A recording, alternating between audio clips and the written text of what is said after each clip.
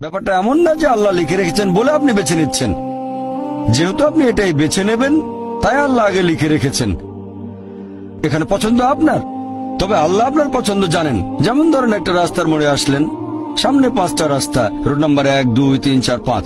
এখানে পছন্দ আপনার, বেছে নিতে পারেন রোড নাম্বার 1, 2, 3, 4, 5। আপনি গেলেন রোড 2-এ। এটা আগে থেকেই লেখা আছে আপনার নিয়তিতে যে আপনি যাবেন 2 নম্বর রোডে। ব্যাপারটা এমন না যে আল্লাহ লিখেছেন বলে আপনি করছেন। যেহেতু আপনি এটাই বেছে নেবেন, তাই আল্লাহ আগে লিখে রেখেছেন। তাহলে পছন্দ আপনার। আপনি চাইলে টাকা উপার্জন করতে পারেন ভালো কাজের মাধ্যমে, হালাল উপায়ে, অথবা পারেন চুরি করে হারাম উপায়ে। পছন্দ আপনার। ধরেন চুরি করলেন, এটা আপনার সিদ্ধান্ত। তবে আল্লাহ আগে থেকে জানেন যে এই লোকটা সহজে টাকা পেতে চায়, তাই চুরি করবে। তাই আল্লাহ আগে লিখে রেখেছেন যে এই লোকটা 25 বছর বয়সে চুরি করবে। এখানে দোষটা কার? দোষ আসলে আপনার। তবে আল্লাহর আছে ইলমে গায়েব, তাই তিনি আগেই লিখে রেখেছেন।